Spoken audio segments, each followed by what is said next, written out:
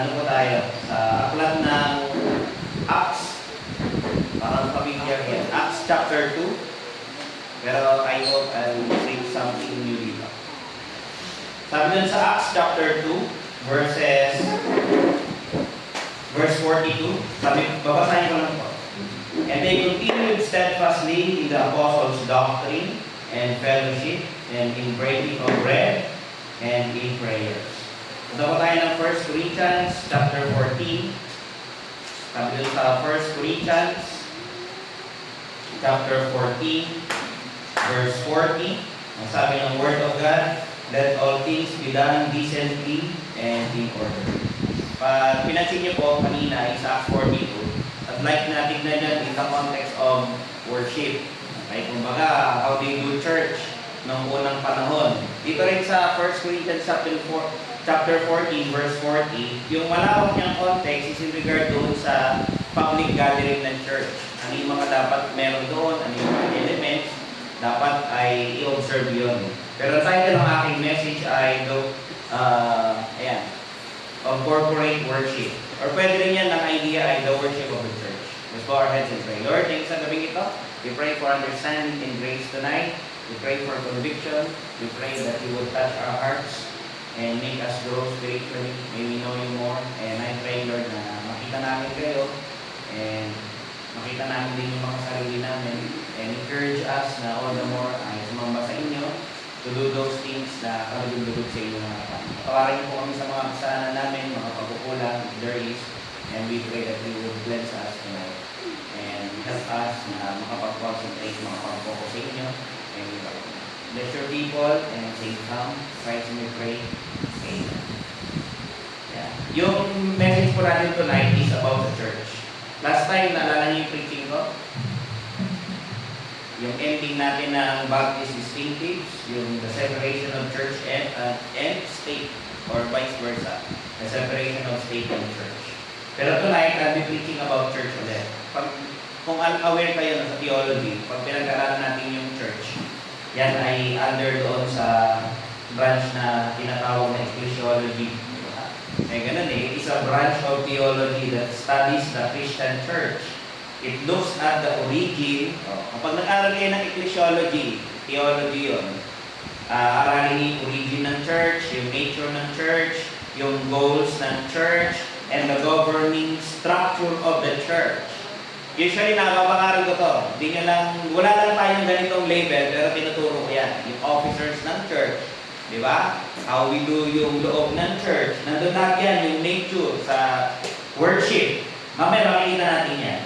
Tapos sabi dito, for the sake ng study natin, para maliwanagan din tayo, kasi palagi kong babanggitin dito yung church. Yung church, simple lang ang ibig sabihin niya. We can define it as the assembly or called out people rather than just a physical building. Okay? Pag sinabing church, it's about people. Hindi yan about dun sa building. It's not about the place either. Hindi yan yung place, hindi yan yung building. It's about the people. Yung iba, ganito yung definition nila, which I like. Sabi, a church is a local body of baptized, saved believers who unite in faith. Diba? Yun ang reason natin bakit tayo magkakasama, because we have one faith. Isa yung paniniwala natin. We are one doctrine, one God. And then, ang sabi ng sumunod doon, we who are united in faith, ito yung purpose, to worship God. Sabi niya, ang ganda nga kasi nakuna niya to worship God, study Scripture, fellowship together, following the early Christian pattern found in Acts 2. Yung binasa natin kanina doon sa Acts chapter 2, verse 42, kung maalala ninyo, yung binasa natin doon ang sabi, they continued steadfastly in apostles' doctrine, study of the Scriptures yun. Tapos ano sumunod? Fellowship, breaking of bread, and in prayers. Lahat yun ginagawa natin sa church. Pero gusto kong kanina, Pastor, bakit yung title natin of corporate worship? Akala ko it's about the church, it's about the public gathering ng church, pero dinirect mo siya doon sa worship. Kasi yung Acts chapter 2 verse 42, it's about worship. It's about yung corporate worship nila. Pag sila nag-gathering, ano ang ginagawa nila? Yun ang mahalaga na makita natin. Sabi rito, may mga nabasa pa ako Yung purpose driven mission explores the spiritual duties of believers, including worship. Pag tayo nag-gather, nag-aaral tayo, kumbaga ang ginagawa din dito, I hope ma-realize ninyo, no? As believers, we have our duties. Kaya kayo nandito is for you to worship God, to fellowship, teaching, and service. Katulad na naman nung Acts chapter 2, verse 42. Pero yung mga binasa kong yan, hindi yan galing sa Bible. Yan yung mga tao na that's how they realized or understood yung Acts chapter 2, verse 42. Yung sinasabi ko din sa bawat yung sa inyo. Pero yung gusto kong makita natin, pag nakikita natin dito yung purpose ng church, to gather, kapag sila nag-gather, isa yung nila, number 1 lagi. Kahit sino yung basahin natin, tapos pag piligan natin yung Acts, ito yung pinaka-main thing. We are gathering to worship.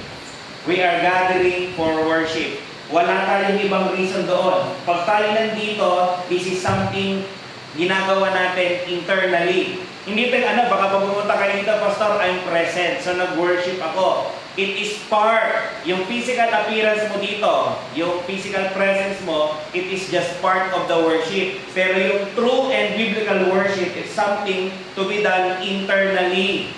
Mamaya makikita natin kasi part ng tunay na pagsamba sa Panginoon, yung pagpunta natin dito is we remember, we acknowledge who has all authority over us all. Yun ang maganda. Pag nandito kayo, inaalala ninyo, sino ba yung authority sa buhay mo? Bakit ka ba nandito? Isa lang ang reason, because of God. Yun dapat ang ma-realize natin that He is our God, He is our Savior, He is our Creator, and how we ought to bow and give our lives sa Kanya. Kaya yung worship, it's something internally na ginagawa natin toward God. Lord, you are my God, you are my Lord, you are my Savior, and I want to be here. I want to give my time, I want to give myself. Alam niyo po ba, yung word na worship, if we try na tignan yan, yung meaning ng word na yan, usually, ito ang ibig sabihin yan Sabi doon, to kiss the hand. Worship daw yun, hinahalikan yung kamay. Nakakita na kayo ng mga monarch, yung mga hari, yung mga royal. Pag daw hinaligan mo yung kamay, it is a form of worship. It's a token of reverence. Pagkatapos daw ang pinapakita nun. Sa yan? Sa hari. Lalo na doon sa mga orientals. Minsan daw, ang idea daw kapag worship, yung nagpapakirapa ka. Lumuluhod, or yumuko.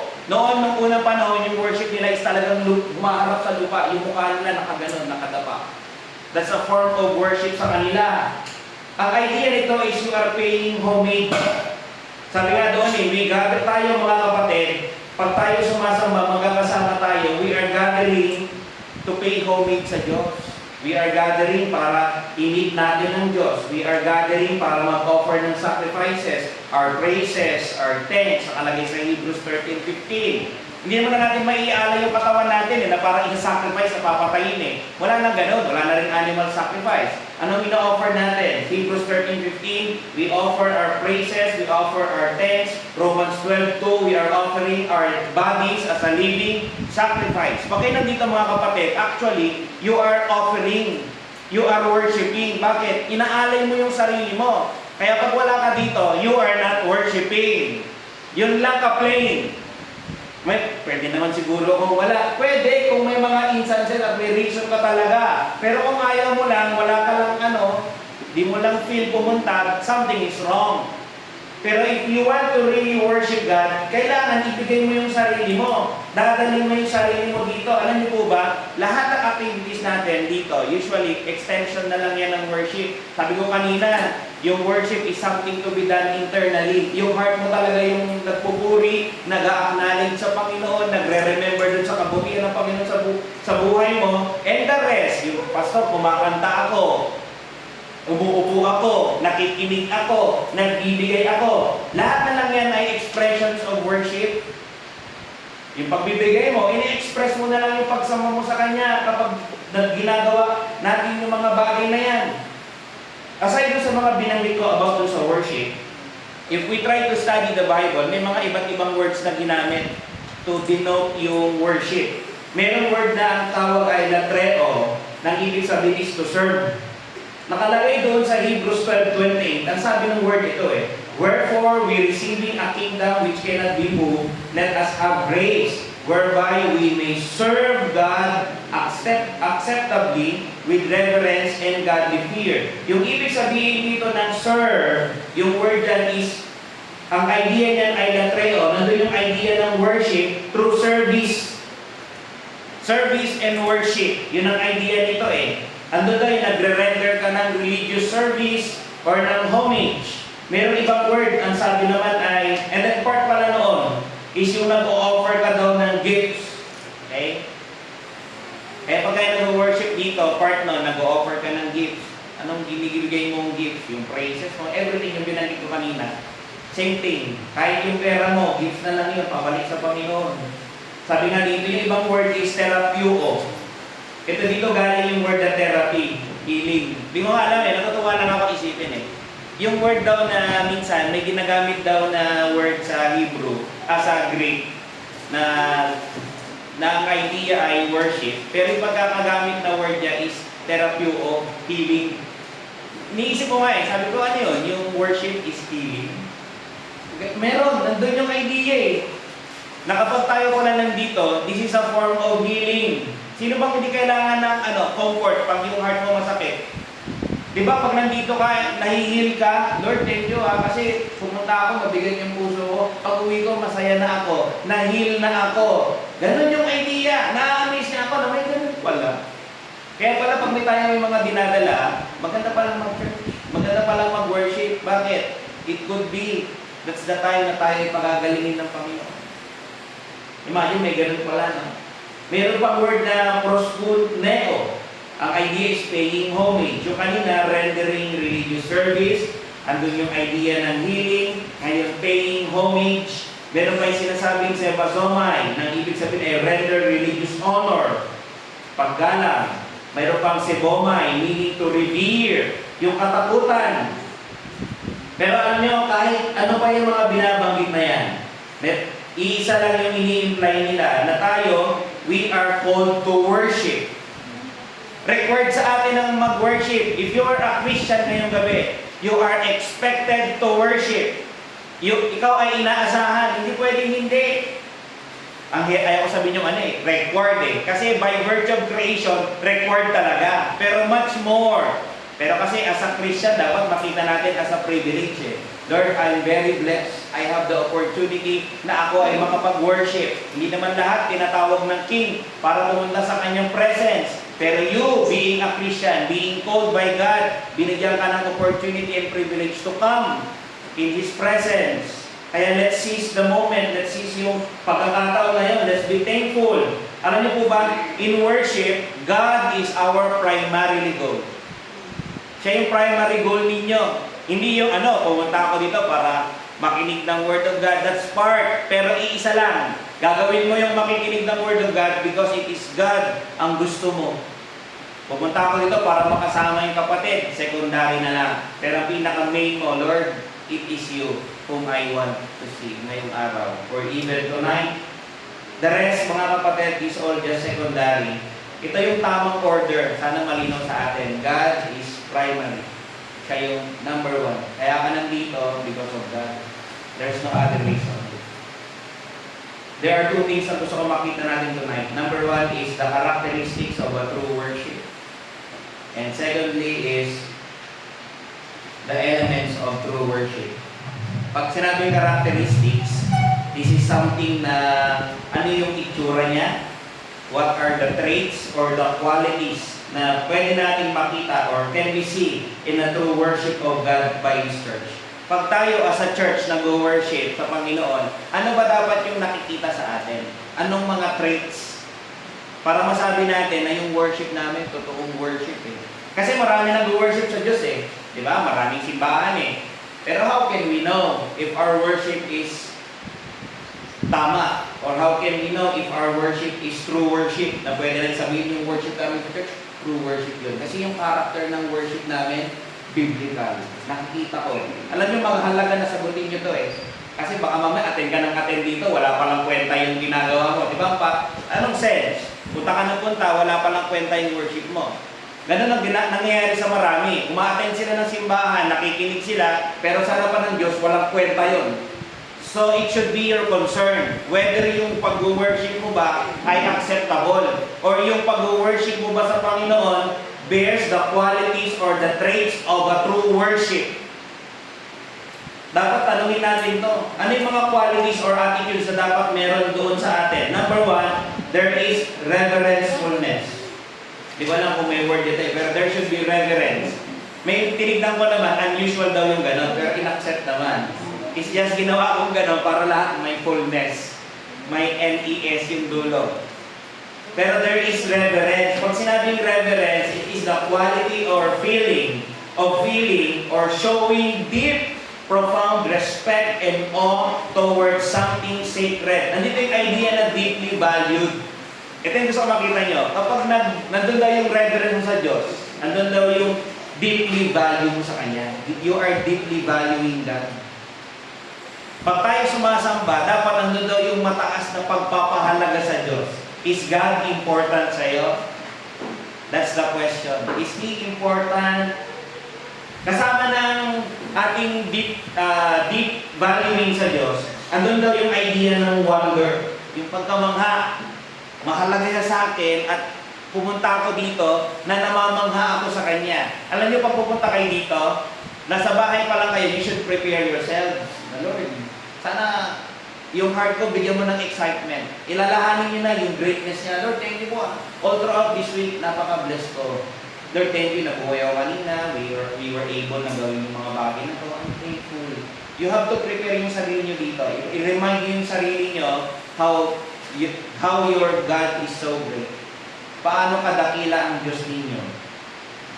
Alam niyo kasi when we truly know God, ito yung maganda rin eh. Kung talagang kilala natin ng Diyos, alam niyo, this will always be our attitude sa Kanya. Magiging ganito yung attitude natin. Magiging ganito yung character natin if we realize that our God is holy. Huwag punta kayo dito, alalahanin niyo kung sino siya. Yung Diyos na inimit mo ay banal. Yung Diyos na inimit mo ay makapangyarihan. Yung Diyos na inimit mo ay dakila. Ang Diyos na inimit mo ay walang katulad. He is one. Na lahat ng bagay sa mundong ito kaya niyang gawin. Di ba? Kaya masabi nga dito, pag tayo sumamba, that we may serve God acceptably with reverence and godly fear. Alam niyo, ang ganda ng Tagalog nito. Sabi, kaya magpasalamat tayo sa Diyos sapagkat tumanggap tayo ng isang kahariang hindi mayayani. Sambahin natin ang Diyos sa paraang kalugod-lugod sa Kanya. Kung tayo sasamba sa Diyos, hindi ka pwedeng mag-imbento. You have to worship God in such a way pleasing sa Kanya, prescribed by Him. Hindi ka pwedeng mag-imbento. Ito iniisip ko na paraan ng pagsamba sa Kanya. Sa'yo yun. Pero hindi pwedeng ganun. Kaya nasabi rito ng sumulat ng libro, sambahin natin ang Diyos sa paraang kalugod-lugod sa Kanya. Yung ayon sa Kanya, based upon God, not based upon anything or feelings. Minsan yung tao, binibase sa feelings. Pakiramdam ko naman na nakakataupang palad doon, Diyos, I felt I worship God today. Feeling mo lang. Pero yung pagsamparaan ba ng pagsamba mo, tama. Paano gabihin ganito? Nag-sacrifice ka din kanina ng tao Pero I feel God. Sabi ko lang, di mali. Wrong. Sabi nga dito, sa paraan na kalugod-lugod sa Kanya, ito yung magandang i-take note, sa paraang may paggalang at pagkatakot. So pag-asamba tayo, unang-una, there is reverence, there is respect, there is fear. Pupunta kayo dito, takot kayo. Baka, may ginawa ba ako? Baka mamaya, may nagawa akong kasalanan, patawarin niyo po ako. Ganon. There should be fear. There should be reverence. There should be respect. Pupunta kayo dito, magre-ready naman kayo. I-ready niyo yung sarili niyo. Ano na nga tayo dito I'm not trying, hindi ako hindi ko masasabing lenient ako Hindi. Kasi yung church namin, nakakurbata doon nakabarong talaga Pero hindi ko ini-enforce dito na required kayong magbarong. Yung iba, nabibigyan ko ng barong, nagbabarong yung iba. Natutuwa ako. Pero I'm not trying to impose yung na maging mahigpit Sabi kasi parang form of paggalang yan Kung ano lang yung kaya nyo, I accept nga, nakachineras nga yung iba Lalo na yung mga lalaki, kasi nakapantalon pero nakachinelas, tataboy ko ba yun? Hindi. Pero somehow, yung heart natin, dapat andun yung respect sa Diyos. Diba? We wear yung best natin. Baka mamaya, kapag harap pa kayo mayor, nagkasama ko sa pag dito, nakachinelas ka lang. Oh. Wear your best. Diba? You're meeting God eh. Kayo yung mag-judge ng sarili nyo, not me. Okay? Pero dito, sabi nga dito eh, reverence and godly fear. Andun dapat yung pagkamangha. Diba? Ito, iniisip ko nga eh, kasi pag tayo pumunta raw, asan ba tayo, nandun daw yung takot, tsaka pagkamangha sa Kanya. Nandun daw yung respect sa Kanya. Iniisip ko, maganda kaya isipin natin yung sinabi ni Daniel. Sabi ni Daniel, at the end of the days, I, Nebuchadnezzar, lifted up mine eyes. Actually, si Nebuchadnezzar naman sabi. Sabi niya, lifted up mine eyes unto heaven, and mine understanding returned unto me, and I bless the Most High, and I praise and honor Him that liveth forever, whose dominion is an everlasting dominion, and His kingdom is from generation to generation. Yung kaharian niya, ang paghahari niya ay walang hanggan, and all the inhabitants of the earth are reputed as nothing. Ito, realization to, tsaka confession ni Nebuchadnezzar. Ganito niya nakikita yung sarili niya. Dapat ganito tayo pupunta sa church. Ito yung reverence, ito yung respect, ito yung awe. Sa harap ng Diyos, one thing I realize, sabi niya ganon, all the inhabitants of the earth, lahat ng tao sa mundo, pag sama-samahan nyo pa, are reputed as nothing. Kahit ilang daang ulit pang hari na pinakamayaman, ilang daang ulit pa ng presidente na pinakamayaman at mga bansang malalakas, ang halaga niyan sa harapan ng Diyos, sabi ni Nebuchadnezzar, ay nothing. Alam nyo, maganda nga yung pagkakasabi ni Nebuchadnezzar eh. Bakit? Ironic, kasi siya, being king, mighty king, malakas yung country niya, maraming sundalo, marami na siyang na-conquer, marami na siyang na-accomplish, pero sa mind niya, kahit kami pang pagsama-samahin, sa harap sa isip niya, we are nothing. Kaya pupunta tayo dito, Lord, without you, I am nothing. So pupunta ako dito because I am nothing. Fill me with something. Give me food to eat. Give me bread for my soul. Pakainin niyo, Lord, yung kaluluwa ko. Open my eyes. Give me thirst. May I know you more.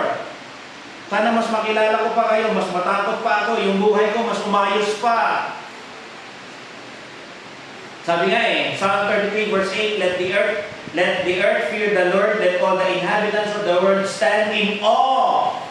Tinatawag tayo to stand in awe. Dito, pag kayo nakaupo, may you experience awe sa Diyos. Sa person niya, Psalm 119 verse 161, Princes have persecuted me without a cause, but my heart standeth in awe at thy word. Sabi niya gano'n, no? Alam niyo mga kapatid, kakaiba yung pag tayo nag-aaral, biblical text eh. Text lang, walang image, walang video. Pero pag iniisip mo yung word, very piercing eh. Imagine, sabi lang ni Nebuchadnezzar, lahat tayo, kahit tayo magkakasama pa, we are reputed as nothing. And he doeth according to spirit in the army of heaven and among the inhabitants of the earth, and none can stay his hand or say unto him, what doest thou? Walang pwede raw magreklamo sa kanya, walang pwedeng pumalag, walang pwedeng kumestyon kung ano yung gusto niyang gawin. That's your position. Yun ka lang. Wala kang karapatan or anything to question God. And pag tayo nandito, corporately, you are meeting this God. Ito yung Diyos na kinakadaupang palad ko din. Ito yung Diyos na ipinapangaral ko. Ito yung gusto ng Diyos na kind of attitude na meron tayo. As a church, sa corporate worship, we should have reverence. Then you can know that my worship is acceptable. Then you can know that my worship is pleasing sa Kanya. Kapag tama yung pagkakilala mo sa Kanya and you respond accordingly doon sa knowledge na yon. Second, there should be humbleness. Actually, magkakonek ito eh. Kasi if you realize who truly God is, Tama lang. It follows, you will humble yourself. Kaya pagpasok mo dito, nandun dapat yung takot mo. Tapos nandun yung sense of, yung humility, yung sense of, yung, nanap ko yung word sa sa Matthew Yung pagiging beggar. Diba? Nandun yung sense na, I'm a beggar. Wala akong something, di ba? I'm a poor man. I'm poor in spirit. Yun naman sinabi ni Lord Blessed are the poor in spirit. Kaya na mahalaga nandun yung humility. Kailangan yung church worship natin characterized by reverence. It should be characterized by humility. Sabi nga ng Panginoon, the sacrifice of God are a broken spirit, a broken and a contrite heart, O God, Thou will not despise. O diba, yung natatanggapin niya, ano yung worship na tinatanggap ng Diyos? Ano yung worship na gusto niya na nakalugod-lugod sa Kanya? Yung worship na nandun yung yung reverence sa Kanya. Yung worship na nandun yung humility. Humbleness before Him. Lord, I am not worthy to come. Pero pupunta pa rin ako, Lord. Because you are worthy. It's not about me. It's about you. And you are calling me to come. Yung psalmist, alam niya yan Siya nagsabi niyan, the sacrifice of God are a broken spirit. Yun ang gusto niya Alam niyo ba yung humility? Alam ito ni Augustus Toplady. Kinakanta natin ito Sabi niya, yung hymn, Rock of Ages. Sabi niya, nothing in my hand I bring. Diba? Nothing in my hand I bring. Simply to thy cross I cling. Sabi niya nga naked come to thee for dress. Alam niyo yung idea niya sarili niya, Lord, hubad ako. Wala akong may pagmamalaki. Wala akong pwedeng idamit na mabait ako, na matuwid ako. Wala akong ganun, Lord. Lalapit akong hubad. Damitan mo ako ng katwiran mo. Sabi niya nga, helpless. Without you, I can't, Lord. Wala akong magagawa, wala akong maka-accomplish. Pero sabi niya, ito yung ginagawa ng humble heart. Look to thee for grace. You are simply looking sa Kanya. Lord, I am nothing, pero pupunta ako dito because I'd like nang tumingin sa'yo. To you, I want to look. I'm looking at grace. I'm looking for grace from you, Lord. Pag kayo pumunta rito, may ginagawa natin. Lord, pumunta ako dito because kailangan ko ng biyaya mo. Diba? Hindi naman pwede na wala. Lord, sa'yo naman galing lahat Kaya bigyan mo ko. Maawa ka, Lord. Huwag mo akong pauwiing wala. Tinuruan tayo niya ng Panginoon sa Kristo.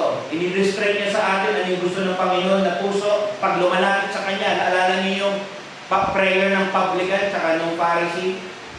Doon, nakikita natin doon yung dalawang tao. Pero yung puso, yung nakikita natin doon. Anong puso yung pinalulugdan ng Diyos? Yung Pharisee, lumapit doon, sabi niya, Lord, I thank you kasi hindi ako katulad ng ibang tao na extortioner, unjust, adulterers, or even as this publican. Yung siya, Lord, hindi niya ako katulad. Pero anong sabi ng publican? Wala siyang pakialam sa iba. Ang iniisip lang ng publican, he was standing afar off, would not lift up so much as his eyes unto heaven. Hindi niya nga siya pumunta doon sa templo malayo na lang siya Hindi ko alam kung bakit malayo na lang siya. Either, nandun yung pagtataboy ng mga tao sa kanya because being a publican is like you are being a traitor sa Israel. Hindi ka nila pinapayagan pumunta raw kasi traitor ka. Kung gano'n yung senaryo niya, talaga nasa malayo siya. Pero malinaw yung sinasabi niya It's possible, hindi niya makita yung sarili niyang karapat-dapat, ayaw niya nang pumasok. Lord, sabi niya, would not lift up his eyes unto heaven, yung araw mo itaas yung mata niya Alam niyo ba pag tinataas natin yung mata natin sa langit, it is a form of worship. Kaya pag may problema, tumingin kayo sa langit. And then, babalik sa alaala ninyo that I have a God who is living, na nakikita lahat ng nararanasan ko. Ako, sanay akong gano'n. Gusto ko yung gano'n. I always desire na makita yung langit. Kasi doon, lalo ako napapaalalahanan ng Diyos ko ay buhay. Ano sabi ng lalaki? Sabi niya, God, be merciful to me, I am a sinner. At ang ending, sabi ni Lord Jesus, I tell you, this man went down to his house justified or forgiven rather than the other. Bakit? For everyone that exalted himself shall be abased, and he that humbleth himself shall be exalted. Ano yung gusto ng Diyos? Andun yung humility. When we are gathering together, yung worship natin should be characterized by reverence, with at the same time with humility. Yun ang dahilan ba kaya nga tinanggap yung kay worship ni Abel eh. Di ba si Abel at si Cain nag-worship? Eh ba't yung tinanggap yung kay Abel, yung kay Cain hindi? Sabihin siguro dahil lang ba sa alay yun? Dahil inalay kasi yung isa ay gulay, yung isa ay sacrifice animal, bloodshed yung inalay ng isa eh. Oo. Pero ang issue doon is yung burden nila sa kasalanan. Yung isa walang pakialam sa kasalanan. Pero yung isa, burden siya ng kasalanan niya at alam niya, the only way para mahugasan yung kasalanan niya, mapatawad is through a bloodshed. Nananampalataya siya. There is humility sa heart niya, si Abel. And it's necessary mga kapatid, our worship should be characterized by humility. Hindi yung sa mga na-accomplish mo. Kaya nga minsan, ano to eh, habang matagal na tayo sa faith, dapat palagi pa rin tayong humble. Every time nalalapit tayo sa Diyos, Lord, I'm nothing. Kahit ilang years na ako sa faith, ilang years na ba ako? 12 na ako dito, class 7 o 19. Diba? Yung iba, mas matagal. Si Brother Jerry, kaya. Diba? Pero, parang dapat lagi pa rin tayong nakatapak sa lupa. Diba? It denotes humility. Lord, still my foot grounded dun sa lupa. Bakit? Yung hindi ka aangat, hindi tayo boastful. Diba?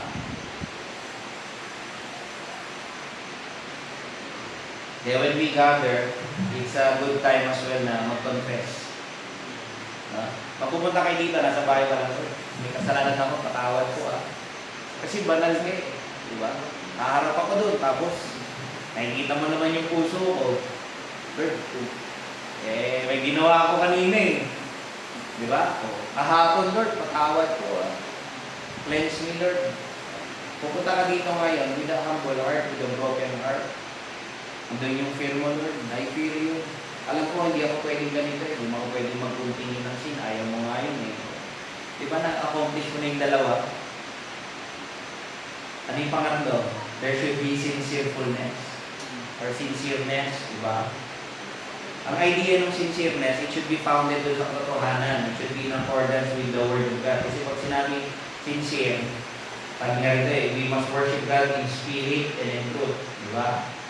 Ang idea ng spirit, it denotes with the souls or spirits. Ang idea is with the whole heart. Engage yung everything sa atin. Pag tayo sumamba, everything daw. Hindi daw yung katawan mo.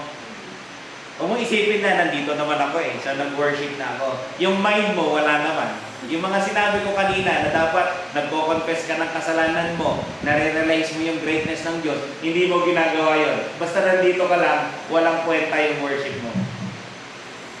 Dapat magkakasama to. Engage yung lahat. Lord, my soul is longing. My heart is aching. My body is here. My mind is here, Lord. I want to think of you. May iniisip ako, Lord. May problema ako. May assignment ako sa school. Pero Lord, help me. Mamaya na yon. May work pa ako. I need to do something important pa. Pero you are more important than those things. That's why I need to focus my mind sa inyo. Help me, Lord. Nadidistract ako. Sino bang hindi nadidistract? Ako hindi, kasi nakatutok ako dito eh. Pero if I'm in your place, I'm telling you, kung ano-ano rin ang pumapasok sa isip ko na hindi ko mapigilan. Kasi dito wala kang choice eh. I need to focus dire-diretso eh. Pag ako may inisip na iba, malalaman nyo. Maghahang ako eh. So, bihira mangyari at hindi nangyayari yun. Not unless umupo ako. Pag ako na yung experience, yun na yung experience ko. I'm telling you, I'm experiencing the same. Kaya nandun dapat yung sincerity natin. Ang idea, nandun yung ating mind, yung soul, yung ating heart, with all our everything. Sincere. Totoo tayo. Ano to actually nag-overlap eh. Yung truthfulness na sincere, nandun din yung truthfulness na in accordance dun sa word. So yung worship natin dapat based dun sa word. Hindi tayo pwede mag-invento. Na basta ini-invento mo natin yung mga sinabi mo na kapag nasa bahay ka lang ako, nire-ready mo yung sarili ko. Hindi, yun yung dapat ginagawa natin, biblical yun eh. Hindi yun inimbento. Biblical yan mga kapatid.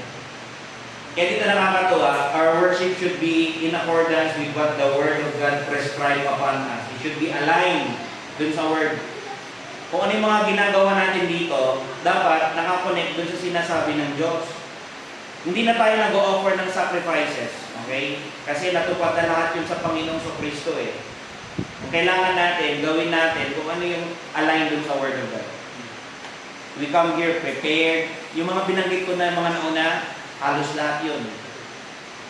You have to come in humility. You have to come in reverence. You have to come with a sincere heart. Yung hindi ka hypocrite. Wala naman akong kasalanan eh. Mabait kaya ako this week. I don't think so. Kaya pag pupunta rito, Lord, may my heart be sincere. Pag may kasalanan naman kayo, Lord, parang andun yung pride ko, ayokong aminin. Lord, tulungan niyo ako na makita ko rin yung mali ko. We should be sincere. We should be truthful. And at the same time, lastly, we should be, there should be orderliness. Yung kaayusan. May proper order doon sa loob ng church. Diba? Everything in its place. Yun ang idea ng order eh. Lahat daw nasa tamang ayos. Nasa tamang lugar. Yung kanina binanggit kong apat, more on internal yan eh. Pero ito, papasok na yung external. Dapat daw, hindi lang yung hindi lang concern ng Diyos yung loob. Concern din niya kung how we do yung worship na yun. Tama, ayusin mo yung loob mo. Dapat yun yung na primarily. Pero pag pupunta ka dito, di naman pwede kung ano na lang gagawin mo dito. Walang ganon. Dapat may order pa din. Kaya nga dito, makikita natin, yung binanggit ko kanina dun sa 1 Corinthians 14:40, yung context nito is about dun sa tongues. Kasi sa loob ng church, nagkakagulo. Bakit? Habang may service, yung isa nag-i-speaking in tongue, ini-store mo yung buong church. Wala naman nag-i-interpret. Nagagalit si Apostle Paul, pinagagalitan niya yung church. Kayo naman, ayusin nyo. May nag-i-speaking in tongues, wala naman nag-i-interpret. Sabi niya, kaya sabi ni Paul, eventually, kung may nag-i-speaking in tongues, see to it, may nag-i-interpret. Pero kung may nag-i-speaking in tongues, wala mag-i-interpret, manahimik na lang. And then eventually, sabi ni Paul, pero kung ako lang, mas okay pa kung lahat kayo nagpa-prophecy, lahat kayo nagpe-preach. Bakit? Kasi daw, kapag meron silang bisita, sabi niya doon, if therefore the whole church become together, worship, sabi niya, into one place, and all speak with tongues, if there come in those that are unlearned or unbelievers, will they not say they are mad? Kasi kapag ang nangyayari sa kanila, sabi ni Paul, tignan niyo pag may bisita kayo, tapos may nag-speaking in tongues bigla. Anong iisipin niya? Nababaliw itong mga ito. Kasi walang nag-interpret. Kaya sabi niya Apostle Paul, but if all prophecy, and there come in one that believeth not. Kita niyo kung may bisita raw na di mananampalataya nakarating sa church, or one unlearned, he is convicted of all. Kasi halos lahat, consistent yung preaching eh. May mga narinig siya, natututo siya. Ay, ganun pala, tama yung sinabi ng isa. Napagko-compare niya, nagko-connect yung mga tinuturo nila. Ngayon kapag ganun daw yung nangyayari, it is possible na makonvince siya. And thus are the secrets of his heart made manifest. And so falling down on his face, he will worship God. And report that God is in you of a truth. Kapag yung heart niya daw, nakinig siya, tapos na-convict yung heart niya kasi nakita niya in order, na-convict siya dun sa preaching, aalis daw siya, o habang nakikinig, mapapayuko daw siya, aamin siya na, Lord, truly, nandito ka. Yun ang sinasabi rito ni Apostle Paul, na kaya dapat yung worship din natin, corporate worship, hindi lang concern yung internal, pati external. It should be done in orderliness. Ma-realize natin yan. Kaya yung orderliness natin, meron niyang elements. Pag tayo na sa church, ginagawa natin to. We have prayer to God. Di ba nagpe-pray tayo? Element na yan. Binasa na natin kanina yan doon eh. Doon sa Acts, di ba? In prayer, sabing gano'n. So pag tayo nagko-corporate worship, may prayer talaga. Di ba? Minsan at the beginning, sa dulo, or in between, halos lahat may prayer. Pag kayo nakaupo dyan, in reality, nagpe-pray din kayo, di ba? Dapat, huwag niyo sabihin hindi. Ako, pag nandiyan kayo, dapat yung nagpipray din ako, Lord. Sana bago magmamaya, mag-pray si Pastor, i-guide niyo siya. Sana gamitin niyo siya para matuto ako. Makatingin ka dun sa katabi mo, ay Lord, naalala ko pala ito, nag-a-apply para sa DepEd, sana i-hire mo siya. Nakita mo yung kapatid, ay naalala ko ng beres ito, may sakit pala ito, Lord, sana gumaling siya ng patuloy.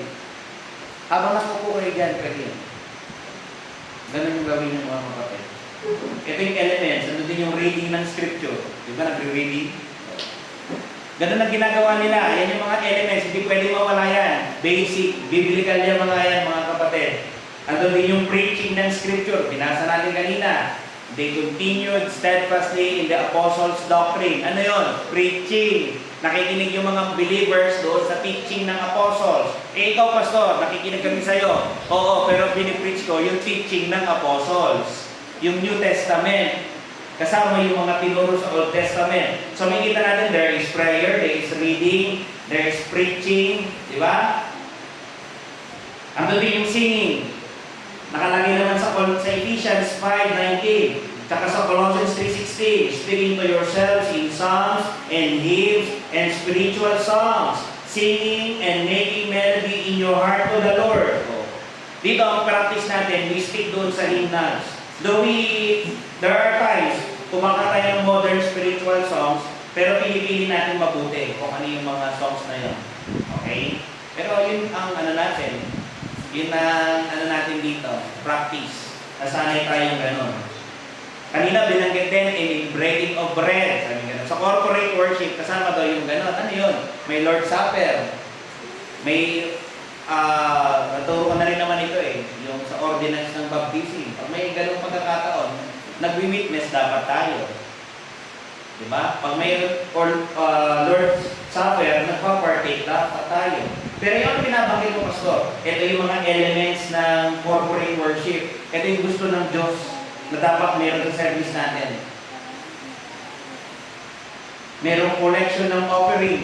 Diba? Sinabi ni Paul, upon the first day of the week, let every one of you lay by him in store. Ipunin nyo na. Pagdating ng linggo, saka nyo ibigay. Para pagdating ko, wala na makukolekta. Saka kaya naman, mukha akong nanghihingi. Ayaw kaya sabi ni Paul, ahead, mamolekta na. Kasi ayaw niya na bilang apostol, pagdating niya, saka maniningil. Parang ang labas, mukha siyang pera.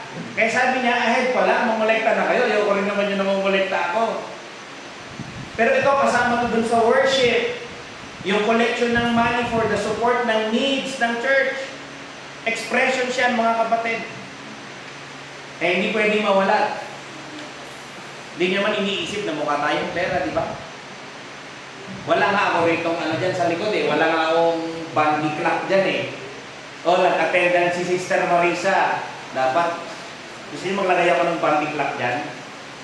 Per day, every Sunday and Thursday. Pagpapasok kayo, magpapunch muna kayo, punch card. O, nakain ako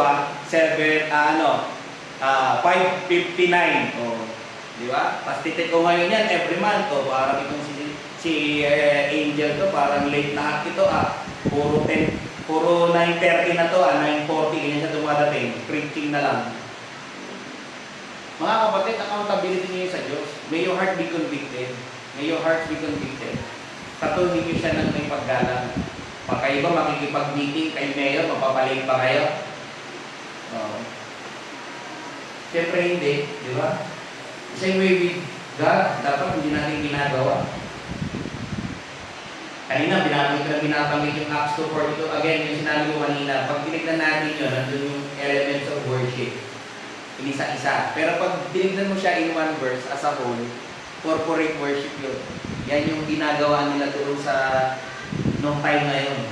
So, yung goal natin dito, hindi lang yung ang goal natin is maging acceptable yung ating internal worship and at the same time, yung ating external worship. Pero alam niyo, historically, may nabasa ako sabi ni Justin Martyr, and on the day called Sunday, ito yung ginagawa nila historically, and on the day called Sunday, there is a meeting in one place of those who live in cities or the country, and the memoirs of the apostles or the writings of the apostles are read as long as time permits. Kahit gano'ng kahaba, nagbabasa daw. When the leader has finished, the president in a discourse urges and invites us to the imitation of those noble things. Andun na yung preaching, ine-expound nila. Sinasabi nila na yung mga binasa natin, gayahin natin. Isa pamuhay natin, yung mga ginawa ni Lord Jesus na mga apostles. And then sabi doon sa practice nila, then we all stand up together and offer prayers. When we have finished the prayer, bread is brought, and wine and water, and the president similarly sends up prayers and thanksgiving, and the congregation assents, saying Amen. Nagpipray sila. Pag pinansin nyo, Pastor, yung elements ng worship natin, ng corporate worship, parehas nila. Yes! Hindi tayo nagdaragdag dito ng kung ano-ano. Pero alam nyo, may mga nabanggit ako sa inyo nun, mga theatrics eh. May nakita ko nun recently, ewan ko sinanto sa inyo. Imagine time ng nila, worship service, kantahan nila, may treadmill. Habang kumakanta, nagte-treadmill. Imagine lahat ng song leader may treadmill, may props pa talaga. Tapos kumakanta, sumasayaw. Theatrics yun eh. Hindi natin inaalaw dito yun. Ayaw din natin yung parang band-like worship. Anong band-like? Para tayong banda. Hindi ako against sa music eh, o sa instruments eh. Pero kung magkakaroon tayo ng drums, siguraduhin natin na meron tayong mga violinists. Kasi kung magda-drum dito, mamaya si Jay Bert, tumatalo na dito sa harap, di ba? Rock and roll, gaganon na, oh. Kaya hindi ko basta papayagan yun dito, ayoko rin eh. Pero yung iba, pinapayagan nila yung ganyan. May mga pa nga na mga worship leaders, na yung mga churches, yung mga leaders na yan, yung kumakanta, mukha talagang rockstar. The way they dress, parang rockstar talaga, parang akala mo singer, nagbanda. Ayoko naman i-portray yung sarili kong gano'n, di ba? Hindi naman ako gano'n. O yung mga kapatid na kumakanta dito, di ba? Naka-jacket, leather jacket na kung ano yung di ba? Meron pa ako nakita na nakaraan eh. Habang nagkakantahan sila ng worship song, and laki ng stage nila, able sila na may umiikot na mga motorcycle bikes. Tapos yung stage nila, may mga flag ng Amerika. Parang pinagsama yung yung patriotism tsaka Christianity eh. One thing yung maging patriotic tayo, pero yung ilagay mo sa loob ng church, tapos may mga nagmomotor dyan na paikot-ikot. Di ko alam, parang madaming nagmomotor yun eh, mga big bike. May mga pastor pa, ang bit-bit dun sa harap, malalaki yung mga mamahaling sasakyan. Mga ganyan ginagawa nilang worship, pero bahala sila sa buhay nila.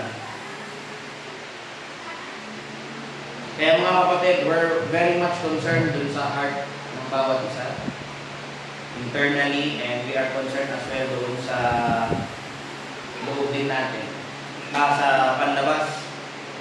Pag dito, tignan ninyo, tama ba yung ginagawa natin? Again, yung sinabi ko kanina, bakit mahalagang malaman niyo to? O natin, gusto kong malaman ninyo kung tinatanggap ng Diyos yung pagsamba niyo. Di ba ang sabi na kanina doon sa passage natin, doon sa yung Tagalog niya, kaya magpasalamat tayo sa Diyos sapagkat tumanggap tayo ng isang ari-ang hindi mayani. Sambahin natin ang Diyos sa paraang kalugod-lugod sa Kanya. Can you know kung yung worship mo nakalulugod sa Kanya? Tatanungin ko kayo, pag kayo sumasamba dito, nalulugod ba siya? Can you tell? The answer is yes. Bakit? Sinusunod mo yung prescription niya. Kung anong sinabi niya, Lord, yun ang sinabi mo, yun ang gagawin ko. I'm bound doon. Tama yun. Alam niyo kung bakit? Doon niya lang tayo kakatagpuin. Beyond doon, that's no more worship. Yung mga tricks na ginagawa ng iba, na yun deception eh. Ang hirap nung gano'n, imagine, i-base nila yung nila, imagine yung worship namin, ang grande nung nung kantahan namin, may mga pa kami, mga lights kami, mga spotlights. And I felt na kinatagpo kami ng Panginoon. Marahil baka laman na lang yun, it's just flesh. Pero yung presence ng Diyos, wala doon. Papasok na doon yung alin, yung sinasabi ng Panginoon that in vain do they worship me. Bakit? Hindi nila sinusunod yung Word of God. Ang sinusunod nila, traditions of men. Gawin natin yung mga gusto natin dito. I-impose natin yung mga mind ninyo, yung mga gusto nyong paraan ng pagsamba sa Diyos. Tingnan nyo, I'm telling you, mapapahamak tayong lahat. And I'm sure, hindi tatanggapin ng Diyos. Yung worship na gusto niya is yung worship na sa paraan na prescribe niya para sa atin. And then ano yung sinabi doon sa passage kanina? Sambahin natin ang Diyos sa paraan kalugod-lugod sa Kanya, sa paraan may paggalang at pagkatakot. Let me end, mga kapatid.